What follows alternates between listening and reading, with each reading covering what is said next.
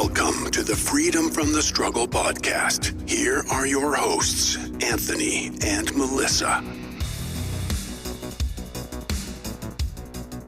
Well, good evening, everybody. Welcome to the Freedom from the Struggle podcast. I'm your host, Anthony. Hello, I'm Melissa. We are grateful that you've taken the time to join us tonight. We have an episode that I think is one that's very, I would say, relevant to what we're going through right now. It's election season. Mm-hmm. It is, just a lot being talked about in terms of the world and the evil that's kind of running rampant in the world right now. So I think tonight's episode will be one that we kind of address some of that. And so we're glad that you've joined us. We hope that you stick around. Let's just get to a couple of quick announcements and then we'll jump right to the episode. Just wanted to kind of give you a heads up. Season 3, which we're in the middle of right now, is going to end kind of right before going into Christmas season. We will be putting out some content. What we're going to do is release some of the previously, bonus episodes that are behind the paywall on Patreon. So we're going to release some of those through Christmas. But we're letting you know that coming out of Christmas, we're going to be making some changes to the podcast, including a name change and some other things like that. So we hope that it kind of helps us to grow our audience, brings about some changes and some information that we've gathered about, feedback on what we can do to just grow the podcast and make it a little better for you. So we just encourage you to stick with us, be looking for that.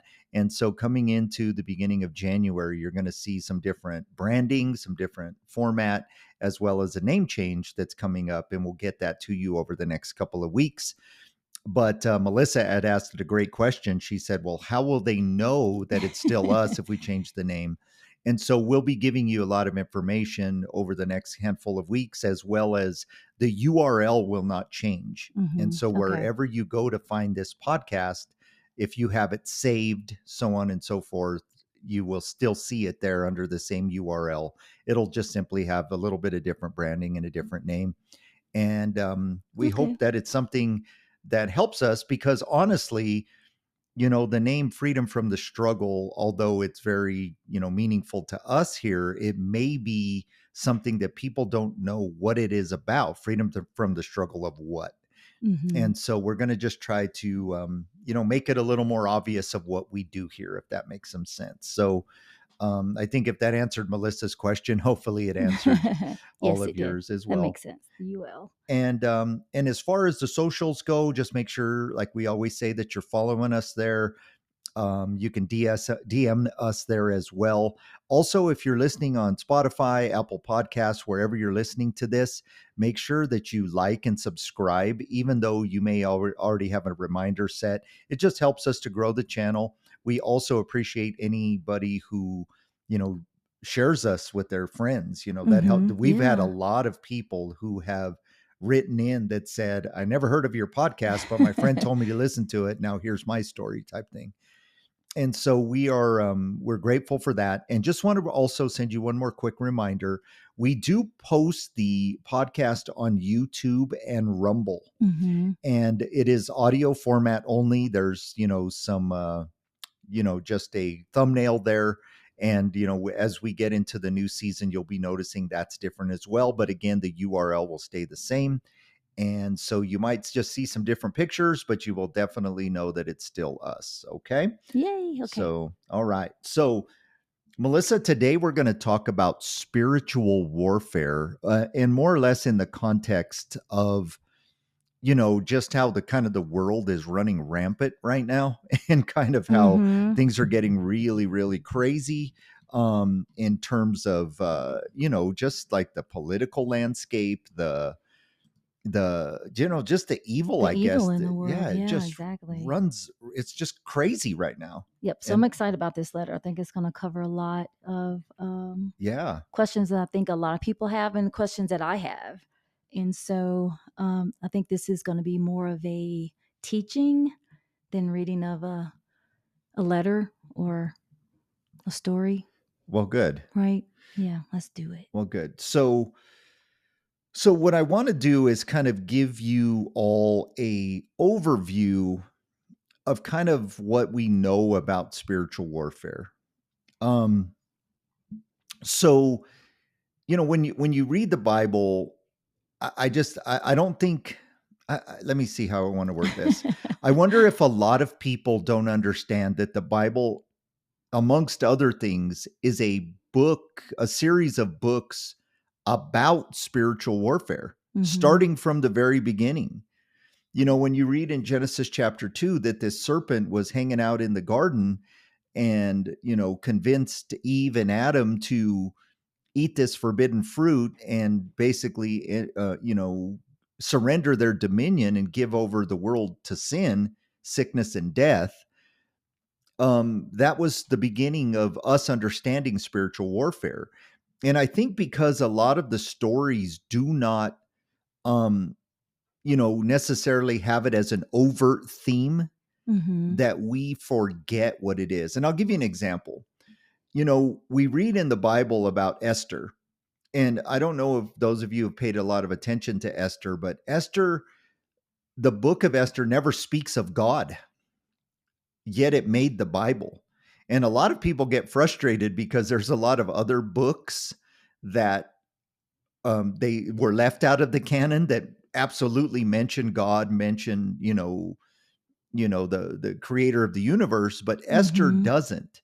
But Esther, I think, was put in the Bible because it tells the story of how the Hebrew people were literally at the brink of being wiped out from existence. And this woman, Esther, who through these circumstances becomes the queen of Persia, basically thwarts the effort of a man who was trying to put all of the Hebrews to death. And so you can imagine the spiritual warfare that was occurring there if you're paying attention. But if you've read the book of Esther, you hear no mention of demons or angels or even God. You just hear the story of this faithful woman and her uncle who basically through, like I said, through God's providence, saved the Hebrew people from literally being wiped out, which is what Satan's goal is, right?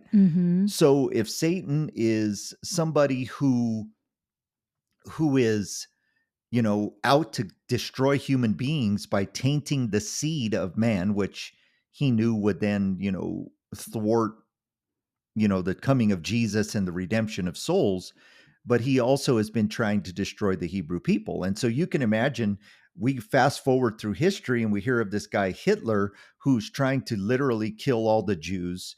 Again, throughout history, this is repeated, and was successful in killing millions of Jewish people just because of their heritage, just because of their background.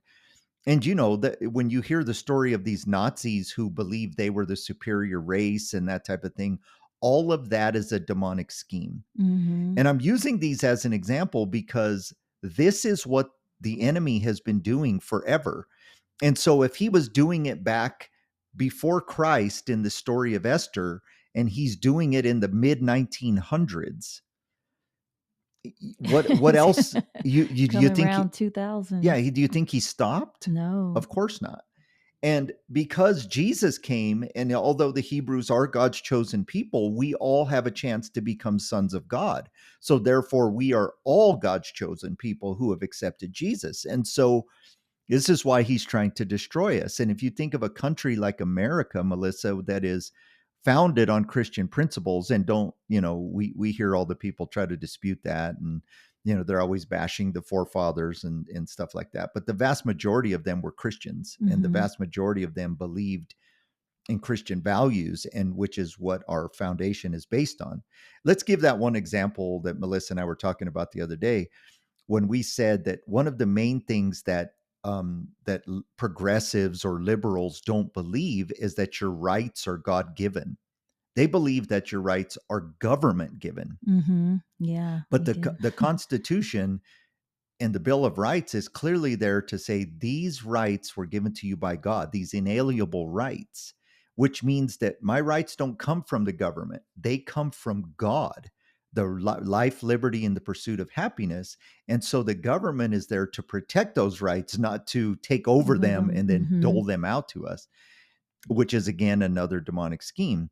And so you can imagine, like, in the season we're in now, and, we don't apologize for saying things like this.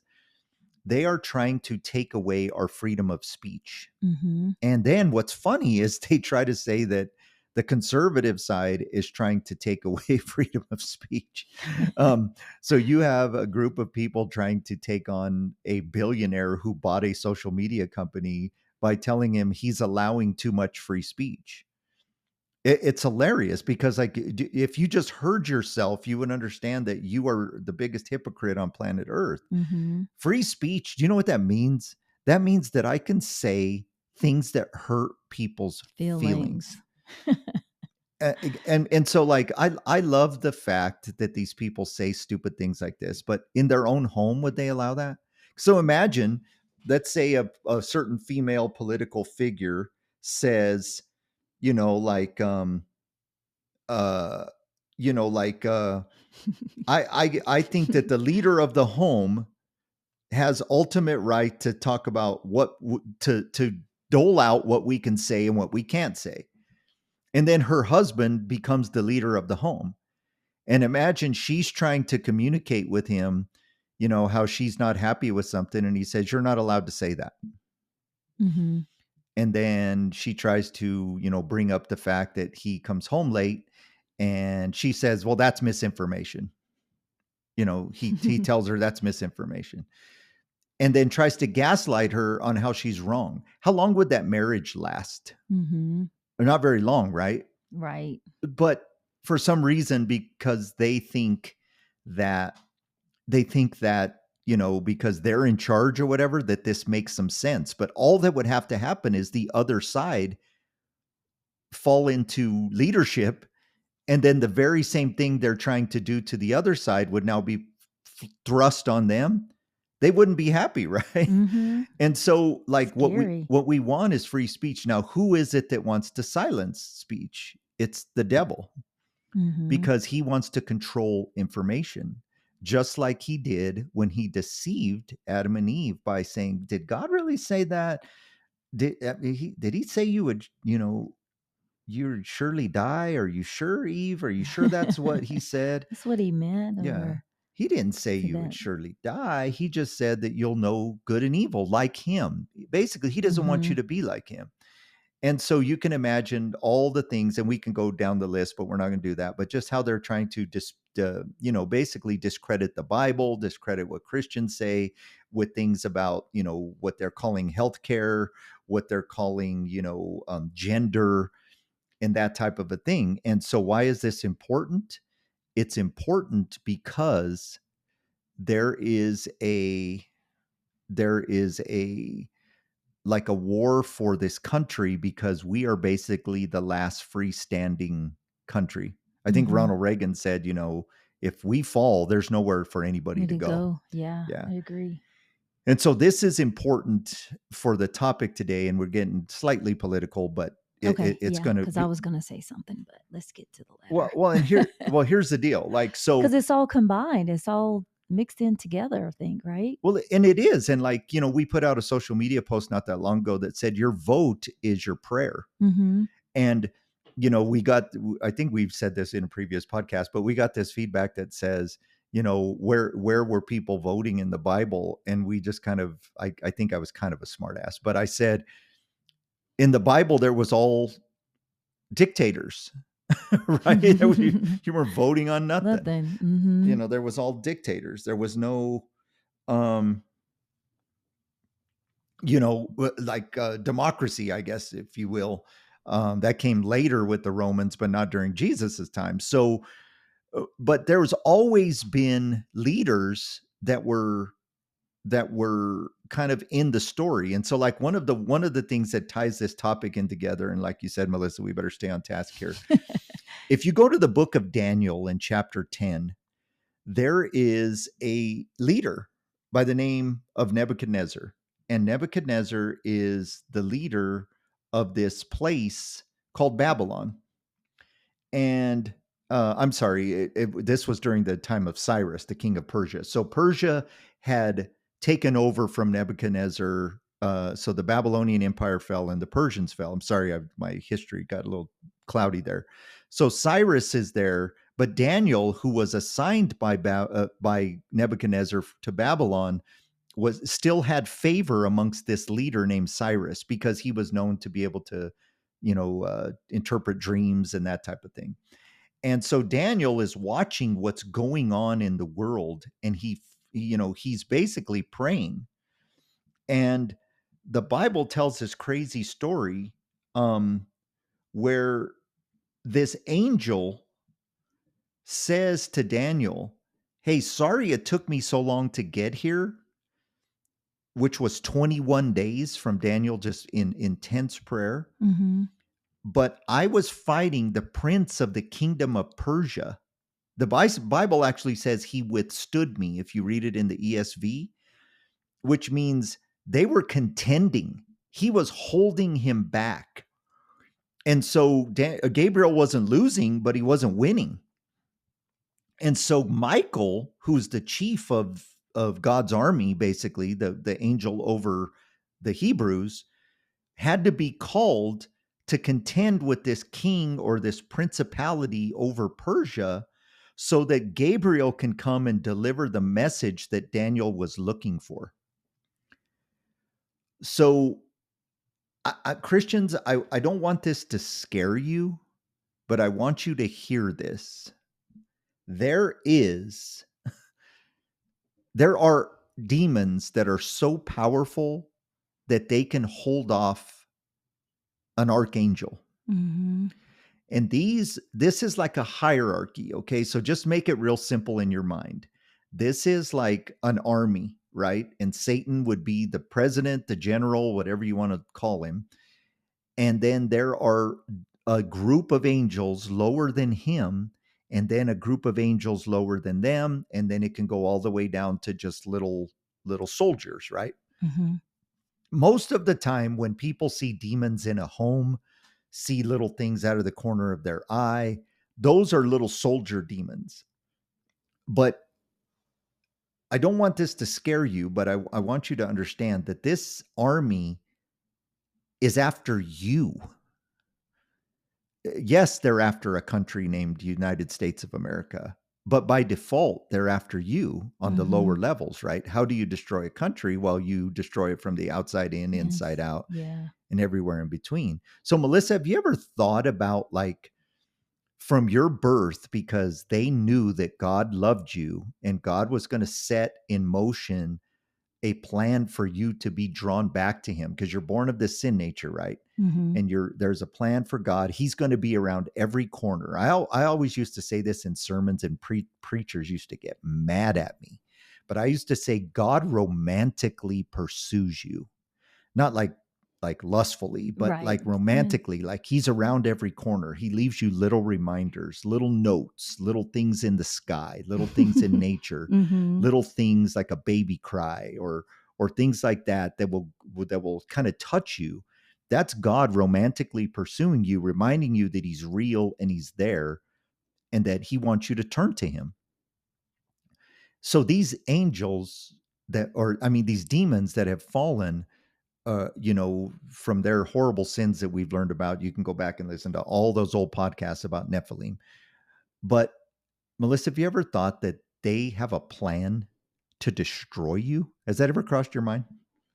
Yes, it's crossed my mind. I think so. Like you said, I think every, I don't want to say demon or like just negativity is like always after each person. You have like the angel on your shoulder, you have the good and the bad. Oh, go ahead and do it. No, don't do it. But yeah, I think, temptation in life and just life experience and the ups and downs can like kind of turn you away from God at certain points. But, like you said, he's always there, always around, giving you little tokens, as I say. Like if I do something good, like, okay, God, give me a token. I was a good girl today. And then when he saved me from looking left at the traffic light because someone read the light, it's like, okay, you can have that token back because you just saved my life. So I think God is always around me and you as well. And I think, most people that really keep him close to your heart. And but yeah, I think a demon is assigned to all of us, and it's up to us just to be stronger to fight against him. But yeah, I do agree. Like, this world is just in a crazy place. But I mean, there are still good things in the world, but we just have to take notice of what's going on in the world. And like you said, is obvious. It's just so scary. You know, it really is. And what's crazy is like, like what astonishes me, I guess, and this is so awful for me to say because I haven't had the ability in my life to not believe in demons. Mm-hmm. My early memories were of demons trying to harass me as a child. Mm-hmm. And I think, like, let me kind of divert here real quick. I heard a preacher say this when I was listening to a sermon today. He said, I hate to be the one that tells you this, but demons are not respecters of children. They don't and even like a lot of drug cartels and stuff will be like, don't touch the children, or in war, Yeah. but demons don't have that. They Mm-hmm. hate children just as much as they hate adults. But what I was saying is like, I haven't had the ability to not believe in demons, but for people to not only either not believe or to believe and romanticize demons, it astonishes me because Mm-hmm. it's like, do you think you can control evil? It's like, well, if there is a demon, they're evil, but I don't care. Or, yeah, I believe they're evil, but they're kind of intriguing. So I'm going to try to summon one and see if it'll See put what a curse it's on on me. somebody for me or Yeah. something. And it's like, why would you mess with that? Mm-hmm. But I say, like I said, I think I have to remember that I have never had the ability to think of them anything other than what they are, Right. which is Exactly. after our souls are not theirs to take. But that's the phrase we use. Mm-hmm. They're trying to destroy you. That's Oh yeah, what and they're they can be doing. deceitful. It's like, yeah, I'll put a curse or a pretend curse on someone that you requested, and to feed them more, to like go back to them again. It's like, oh, let me worship, because he did put a curse on this person. So it is real. So they dive deeper and deeper. And then once you're in that hole, it's so hard to come out. Yeah. But you can, If you think of but it takes you a long way. if you think of the Bible, there's a story of this Syrophoenician woman who was somehow able to approach Jesus. And it's one of those passages in the Bible that like it like, man, that was harsh. Jesus was, because we want to believe Jesus was this like little like timid dude, but he was turning tables. He said crazy things. And like this Syrophoenician woman comes and says, "Hey, Lord." So she recognizes that he's the Lord, Mm-hmm. but she's Syrophoenician. That's like, they're like enemies. They're like, like Hebrews would look down on them, and they would look down on Hebrews. They were not, they were pagan. They were demon worshiping people. Mm-hmm. Yet she comes to Jesus and says, "You have to help me because my little child." The Bible it says little girl. It doesn't say child like maybe a teenager. This little girl. And Jesus said, "Why should I throw blessings to the dogs?" Basically called her a dog. And there's a whole lot to that. Don't read into that unless you've done a lot of study, because that means something different than what you think, kind of. But she turns around and says, "But don't even the dogs get to eat the crumbs that fall off the master's table?" And then Jesus says, "Hey, your words, your faith right there just got your daughter healed. Go home. The demon's gone." Mm-hmm. So you think of this little girl. Why was she possessed? Why would a little kid be possessed? And the reality of it is she probably had a familial curse on her, Mm-hmm. because those were devil worshiping, demon worshiping, idol worshiping people.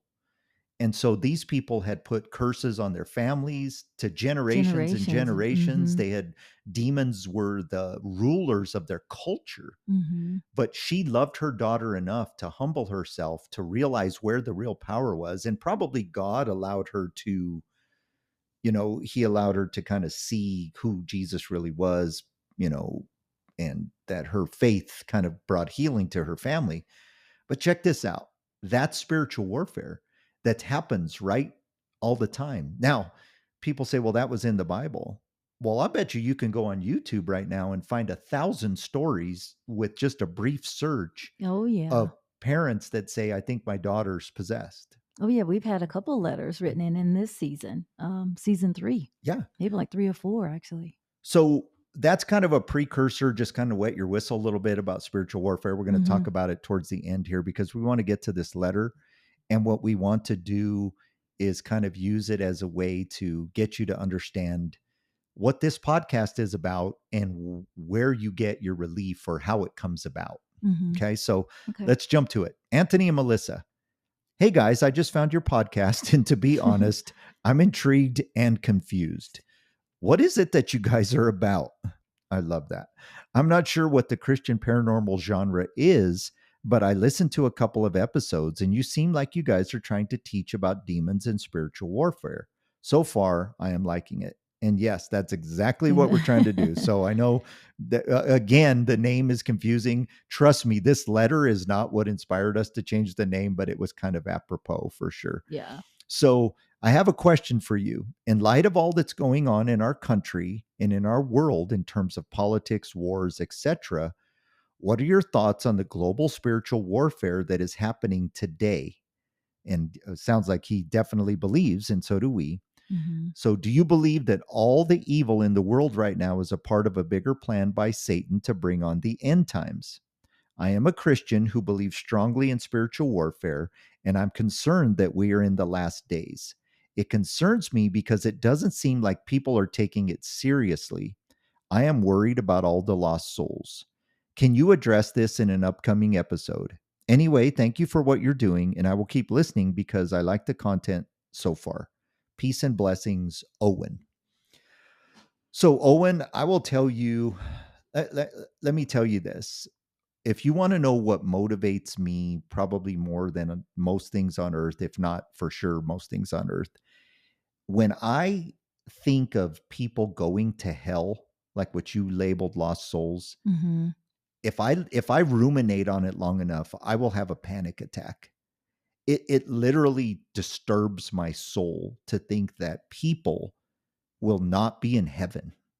It drives me nuts.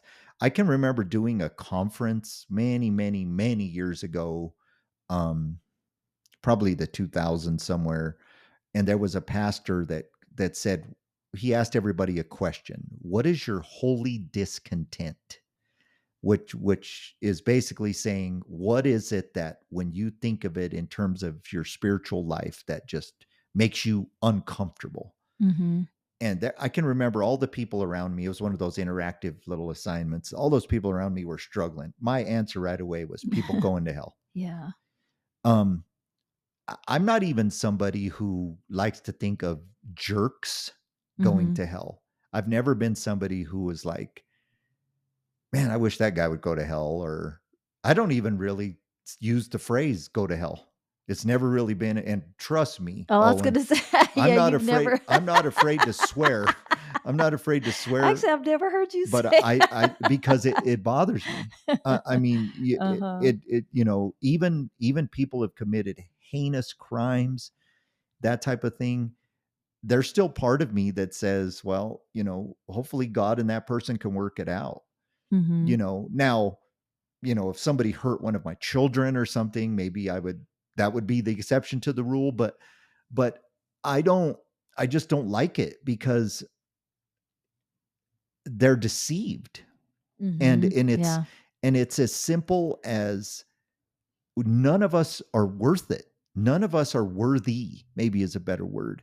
Yet God loves us anyway. And all you have to do is ask him into your life. That's all you have to do is surrender your life to him. Make him Lord of your life. You won't be perfect. You'll fall on your face 1,000 times. You'll be called a hypocrite because you are, because everybody is. But when you take a stand for Jesus, people point it out, and you go to heaven. You know, it isn't a license to sin, but it's a way to get your life in order, little by little. with God, with the Holy Spirit living inside of you to say, nah, don't do that. No, don't do this. I told you not to do it and you did it. Here's the consequence. Turn back to me. Versus people that don't have that Holy Spirit, that new spirit inside of them, they're just led farther and farther astray. And that drives me crazy. Now, to Owen's question, which is the main question, is do I believe that all of this that is happening is part of the end times? And I think our answer to that is yes, absolutely yes. I don't know like any other way to approach this but then to just hit it head on. We're not really preppers, but we kind of are. Yeah. We have stuff stocked up. We have generators and we have, ways to defend ourselves, and we have food stocked up because we are people that can look up into the world and see that, yeah, there might be some scary times ahead. But in terms of the knowing that the actual end of the world, end times, revelation type end times, that doesn't bother me. So I would rather the rapture occur. And yes, I am a pre-trib, rapture before the tribulation period comes. I would rather have my cupboard stocked and ammunition stored up than I would to not see that coming. So I'd rather get raptured and somebody finds my house and says, well, this is a good place for me to camp out for the next 7 years of the rapture. I mean, of the end times, the tribulation period. I'd rather somebody come and find it than not be prepared. But I'm more concerned about, the time before the rapture when humans start to get crazy. Now, we're in our 50s.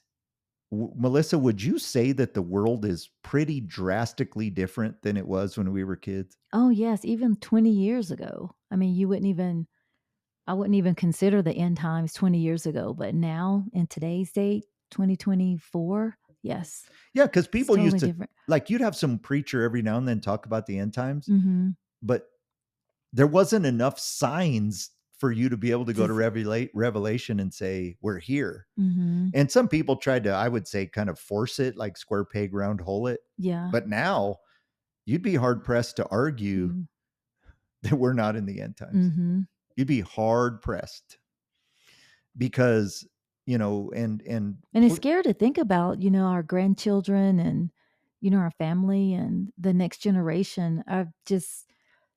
My heart goes out to this younger generation, like our grandsons age group that are coming up, or either, kids that are 5, 8 years old having to deal with things that, but to them is normal, but they don't realize it's not normal. Like the things that the teachers, just the way this world is with the transgenders and the, like, oh my gosh. Yeah, like let's you just want to go shake the parents and just like, what the wrong with you? Exactly. I couldn't have said it better myself. And thanks for self-censoring yourself. Yeah. Like that parrot last night when they did that trick on the yeah, we were watching a video about somebody who scared a parrot, and the parrot said, what, WTF? But like, sorry. Yeah, so let's kind of take off from there. So like the world, I live in a world now where somebody says a man can have a period and have a baby. And if you say, no, you can't, you're a bigot. You're a jerk. And it's like, I just told you the truth. I just told you that a man cannot biologically have a period or a baby. You do not have the biological mechanisms inside of you for those things to happen. And if you think I'm wrong, when this podcast airs, a lot of you will leave because we're talking about this. And more importantly, we'll get a bunch of nasty comments. But that's the truth. It's the truth. Now, if you're saying, can a man identify as a woman? Sure. Do what you do in your bedroom is not my business. how you feel is not my business. But when you try to make me the bad guy because I am telling you something that is literally impossible is not possible, Mm-hmm. there's evil. That's evil. Only evil could convince millions of people Oh of yeah, something it's so millions. stupid. Yeah. Like we heard this one guy said that he wanted to be the first male to have a uterus transplant and to get pregnant and then be the first man to be pregnant and have an abortion. Yeah. What the is Yeah. that about? Well, it's demonic. I mean, you can imagine what you're saying is, that is insane. I want to have a baby transplanted in me just for the purpose of killing it. Yeah. Now, when you hear something like that, it's evil. And I believe most people would say in their spirit, that's evil. I would say most people that identify as gay would say, I don't know about that, dude. Like, that's like so far of a level. But my response to that is, if you would have said that 100 years ago, you probably would have gotten murdered. Like, can you imagine in the old West when they used to just pull pistols and shoot each other in the street? If some guy just said, hey, everybody, I am now a woman and I want to get pregnant so I can, like, abortions were like primitive and stuff back then, like, very primitive, awful procedures. That some drunk cowboy would have probably pulled a pistol and shot that person. Like, it would have been so abhorrent. The church would have like rallied the whole community to pray that the evil didn't infiltrate the community, that this person would be ostracized. Yep. Now we have to respect their now of speech. They want us to respect it, but they don't respect ours. So if I say, well, the Bible, I will never forget, and I've used it in different times, but this one lady told me, you need to drag your primitive Bible and your primitive Jesus into the 20th century or 21st century, whenever she told me. And I'm like, what? Like, your Jesus is so outdated. And I'm like, because you don't like what the Bible says? And I challenge people this all the time. In terms of the Bible, New Testament, of Jesus teaching us a better way to live, what things in there are not for the better of mankind? Right. What things in there are so ridiculous that they don't benefit mankind? On the contrary, the things you're saying are so ridiculous that they only benefit you and a small percentage of the population, and the rest of us have to endure it. Melissa, remember that time we were at that clubhouse? There's like a neighborhood, like a real fancy suburban neighborhood, and we were at a clubhouse and we went into the men's bathroom. You didn't go in, but I told you about it. And there was tampons. Oh no, I wouldn't. Yeah. Oh yeah, because you did go in there. Yeah. And because we were looking at the lockers and it was a new subdivision. And it's like, why in the heck are there tampons and pads in the men's bathroom? And a dispenser with it on the wall, just like not just some in there. They had purposely made it to where they had these products, and we kind of laughed and we kind of did, it was kind of humorous at the time, but then like the more we talked about it, it became very disturbing. Yeah, because it's like, you've just accepted this. You've just made this the norm, and a very small group of people. Now, I would just ask you, if you happen to be listening and you're about ready to turn off and you hate our guts and you're going to put a curse on us or we're stupid or whatever, but if you just happen to be listening, what percentage of men do you think actually use a pad or a tampon, which I don't even want to get that visual in my head, that actually use those? Mm-hmm. It has to be such a small percentage. If there's 330 or 360, whatever people say, million people in the United States, what is it? 1,000 of them? 2,000? Now, there's a lot more that say just let people do what they do, and I respect it, and it doesn't bother me. But very small percentage of these people actually use those. Mm-hmm. So this clubhouse is going to spend, I can't imagine what those dispensers on the wall cost, a couple $100. Oh yeah, $250, $500. And I would venture in this neighborhood that this is in, if you have one man that is using that stuff in a suburban neighborhood of maybe 600 homes, Mm-hmm. 500 homes, Mm-hmm. I'd be shocked if one man was using it. That's politically correct. That's Yeah. what that is. That's saying we would rather do this so we don't get any scoffing, Mm-hmm. or we Yep. don't get anybody come after us or Mm-hmm. sue us. And I would say to you that that's cowardly. I would say to you that that is indicative of the spiritual warfare we're in, that the Mm-hmm. truth cannot be told, and the truth tellers become demonized. Mm-hmm. They become the enemy. Yeah, exactly. And so watch this. This is the same thing throughout history. You know, you get the Apostle Paul, who is walking through these towns and preaching the gospel, and people just stone the dude to death. Some people say he didn't die. I think he died. That's when he went to the third heaven and all that stuff, and then came back. But even if you don't believe that part of the story, they thought he was dead. They took him out to the edge of the city, just threw him in the weeds, and he woke up. I think he was actually dead and came back to life, because that's when, because he tells stories of how he went to heaven and saw things. But that's preaching the gospel has always been, in some regards, taboo. You had to watch what you're doing. God Mm-hmm. forbid, all of the disciples died except for John, and they tried to boil him alive. He just didn't die. Mm-hmm. So they exiled him to Patmos, where he wrote the book of Revelation. So preaching Jesus has always been something that is, it was adversarial, but now it's more of a, just move past that Jesus, that primitive thinking. Mm-hmm. That, I can't remember who it was.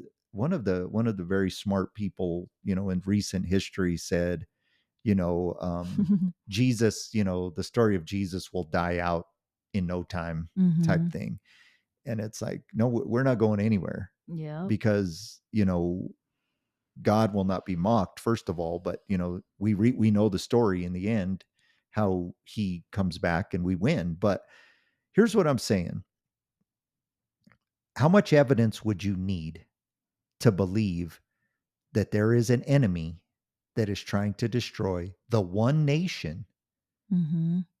where worshiping Jesus in your own way was basically acceptable? Because remember, in the forefathers, when they were designing this country, they fled tyranny. They fled the tyranny of the British, of the English, Mm-hmm. of Yeah. monarchy. Mm-hmm. And so they put in to our documents, there is a freedom of religion, not freedom from religion, Mm-hmm. but freedom of religion, which says you can worship whoever you want. Because where they came from, you couldn't. You couldn't. The first Yeah. people that came over here, the Puritans, these people were trying to break away from the dictatorial Christianity, Mm-hmm. because Christianity was compromised, let's say. So they wanted the freedom to worship in their own way. And so when the forefathers put this country together, they said, you can worship however you want, because if we ever start dictating how you worship or who you worship, we're no better than what we left. Mm-hmm. And so this country for 200 plus years was the place where, hey, if you want to be a Methodist, you be a Methodist. If you want to be a Baptist, you be a Baptist. If you want to be a Pentecostal, you be a Pentecostal. If you want to be some guy named Joseph Smith, who said you heard from a lizard and found some golden tablets and move all across the country and find some salt lake and put your town there so you could worship your Mormon God, because Moroni, the angel, told you that's who the real God is. You can do that without persecution. Now, the persecution is towards one religion. If you want to know if there's spiritual warfare, there's always that thing that, I think I've reposted it, and because it wasn't my phrase, but how do I know which God is the right one? How do you know that the God you worship is the right one? Because it's the one you hate, is the answer. Oh yeah. Yep. There's no atheist on earth that's worried about how the Muslims celebrate their holidays. There is no atheist on earth that's worried how the Buddhists or the Taoists or the Mormons even celebrate their holidays. They only are worried about Christmas. Yep. And Christmas isn't even the day Jesus was born. It's just the pagan kind of Constantine merged everything together, but it's a day we celebrate the birth of Christ. And they hate it. Why do you hate it? Who cares if me and my weirdo friends decorate a tree and sing some songs and worship a God that you say doesn't exist with some story about some virgin that's obviously not true? This is how you think. Why do you hate us? That's the spiritual warfare. That's the demonic part of you that's saying those people deserve to be tormented, persecuted. I don't care what atheists do. What does an atheist do on Christmas? I don't know. Because I don't care. Do what you do, man. I don't care if you sit around and burn, pictures of all the Christians, good for you if that's what you believe. It doesn't bother me. But when you try to take away what's ours, you're on the side of evil. Yeah. And then what do they say? Well, Christians are evil. What about all the people they killed throughout history? Every war that's ever been fought is about religion. That is absolutely not true. Have some wars been fought over religion? Sure. But that phrase came from who? Who came up with that phrase? A Christian? No. That's people disputing Christianity. Wars are, what wars? Well, we're fighting the Muslims, the Iraq war. What was the Iraq war about? Religion? It was about oil. Right? It was about oil. It was about the weapons of mass destruction that never existed. It was about oil. Don't kid yourself. Halliburton went over there and made a killing. Yep. So what was it about? Oil, not religion, oil. I can give you several examples more. You're being deceived by an enemy. Now, here's where we want to take this, okay? Owen, what would be the evidence that you needed that there were two sides fighting it out? Because that would mean spiritual warfare, right? So, Melissa, let's make this fun. Okay. So let's say you and I, so we'll give a real life example. So we went to a restaurant last night and we were going to go eat a new frozen custard place. I was pretty excited, but Melissa was not feeling well, so we came home. Now, because of who I am, we have a freezer stocked with ice cream, so I was fine. I will go and try that frozen custard place sometime soon, but I was not concerned at all. I was more concerned about Melissa's health. But watch this. Anthony and Melissa are out. We go to dinner. We enjoy it. We're going to the frozen custard place. Melissa squashes my dreams of eating frozen custard. So we start fighting, right? And we fight so bad over this custard that we start talking to all of our friends and telling our story, right? So Melissa says, hey, do you know what, Pat? Pat, somebody we know. Hey, do you know what, Pat? This guy couldn't even understand that I wasn't feeling well. And he's literally pissed at me because I wouldn't go eat frozen custard. And then I talk to Pat and I say, this woman knew I wanted this. She knew I wanted it. And when we got home, I don't even think she was that sick. And so instead of her being truthful with me and, how long would it take Pat to know that there was a conflict? Instantly. She wouldn't even need to hear my side of the story. All she would need to do is hear Melissa's. Because Melissa and Anthony are a couple, Why is Melissa calling Pat to get her on her side? Exactly. See how, so that's a conflict, right? And that turns into warfare. If we start going back and forth, now we start getting all the sides. Now, pretty soon, all of the people we know are like, hey, have you been getting these calls from Anthony and Melissa? Like about this custard? Like, isn't this ridiculous? Like they are literally going to get divorced over this. Like it wouldn't take you long at all. It's simple, right? Yep. Now watch this. There's a God who says, here's how you live. Now you have somebody who comes and says, hey, you know that this person says you're supposed to live this way, but I don't agree with that. Now, that person who said, I don't agree with it, and the person who said, this is how you're supposed to live, are obviously in conflict, and they're bringing you into the conflict to talk about it. So let's say this Jesus guy says, hey, I wrote in this book, this is how you live. And then you have this guy named John who says, hey, you know, that stuff in that book is nonsense, right? Who's the spiritual warfare against? It's between Jesus and John. But here's how this works on a demonic level. John doesn't just come to you to get you on his side. John comes to you to get you to turn your back on Jesus. Now, you take that and you say, okay, well, who influenced John and who influenced the person who influenced John? And you start going down all of this, what would you call it? Like a tree. Yeah. And who's at the top? Well, we believe that would be Satan. Now let's make this relevant. Okay. So when you're looking at this kind of a subject, you have to say, you're assuming, Anthony, that Jesus is right.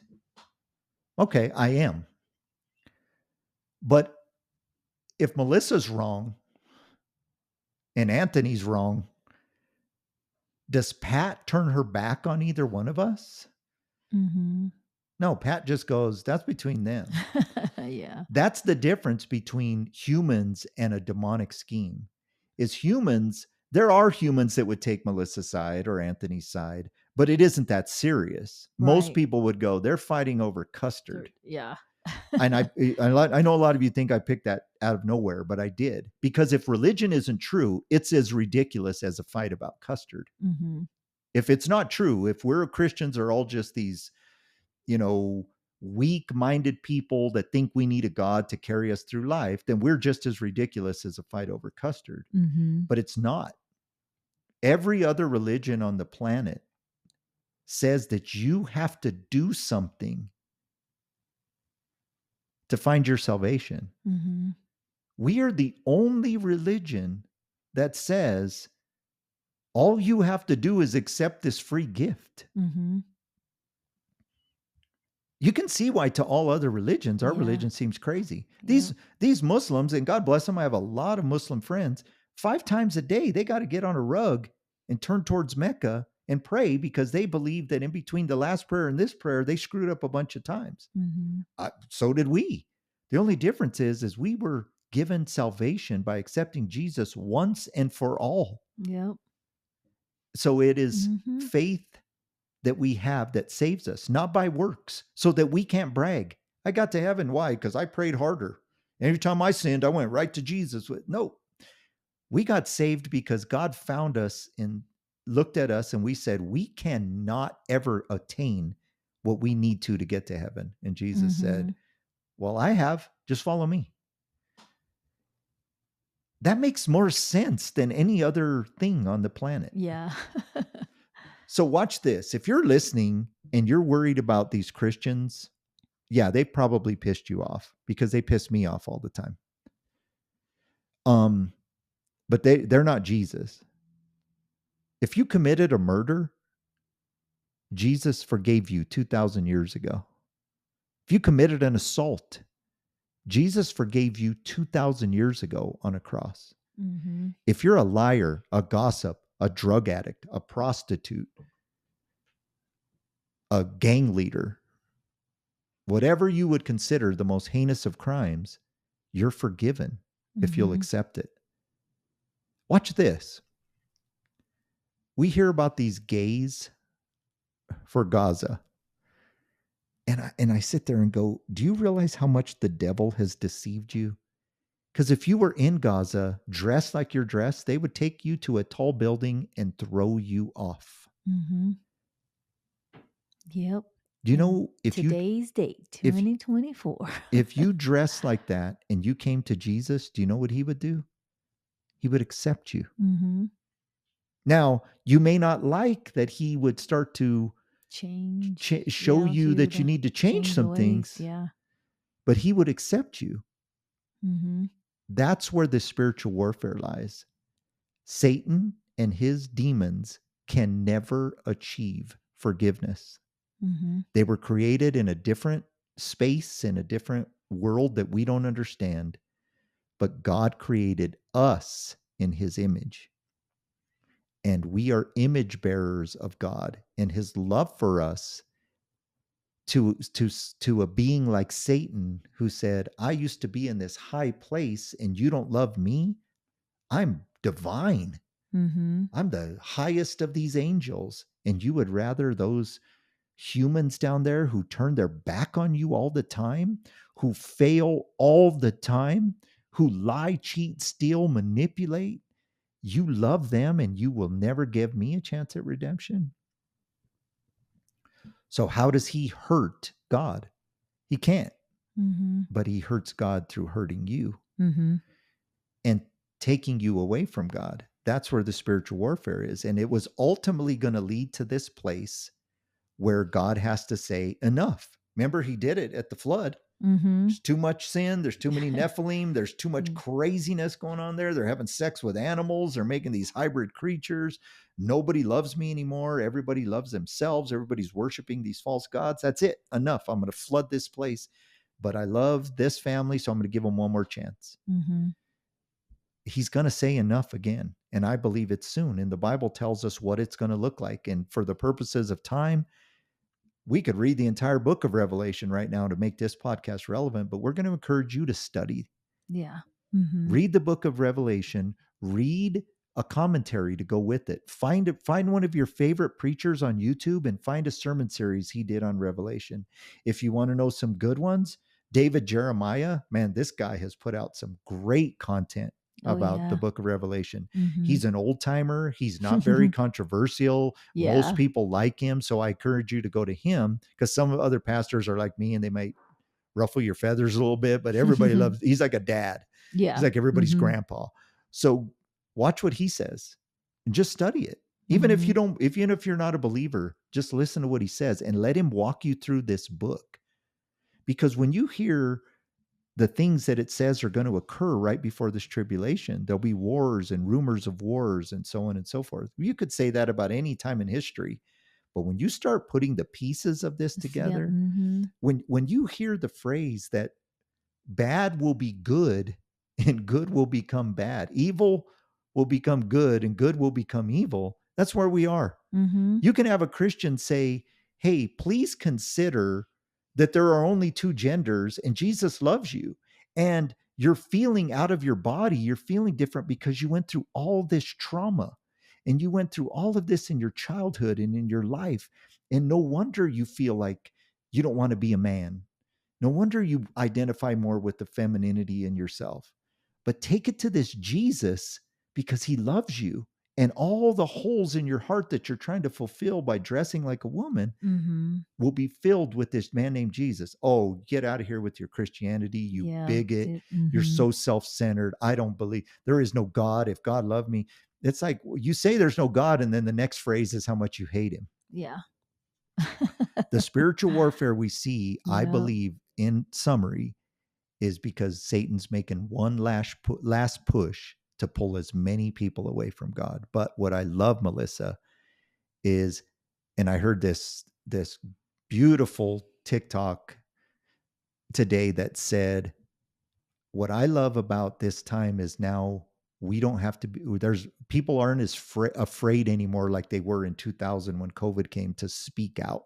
Mm-hmm. And so I'm watching a lot of Christian content come out, and a lot more people are listening to the gospel.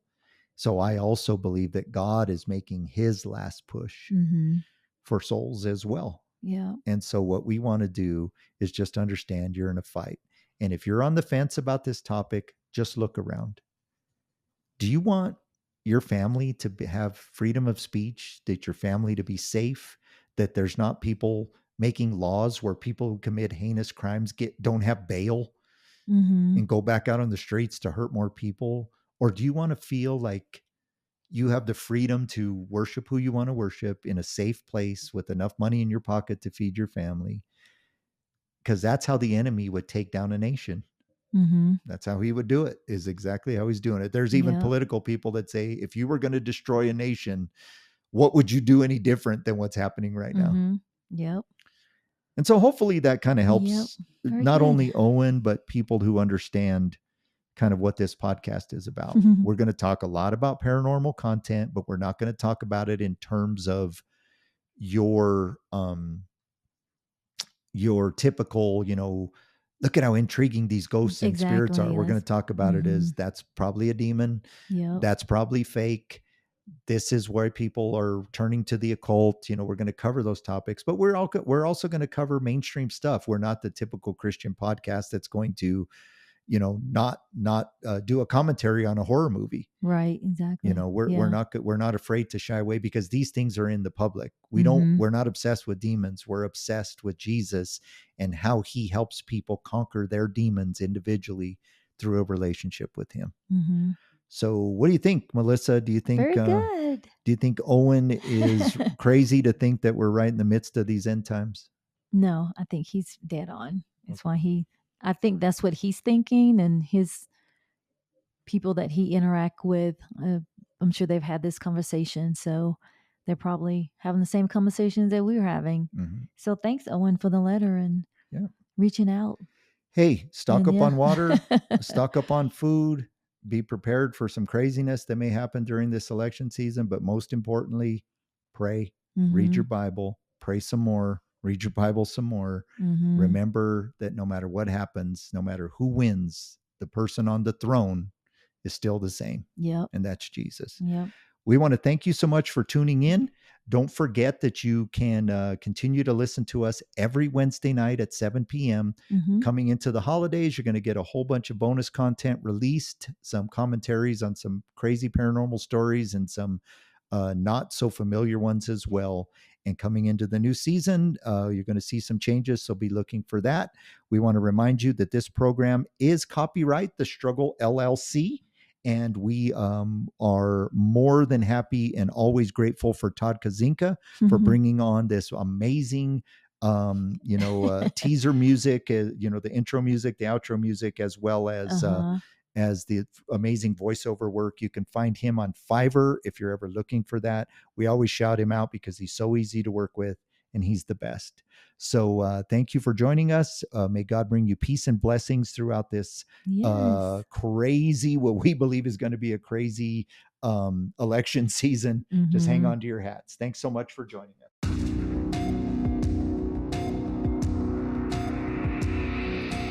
Thank you for listening to the Freedom from the Struggle podcast. Make sure to subscribe, tell your friends, and we will see you next time.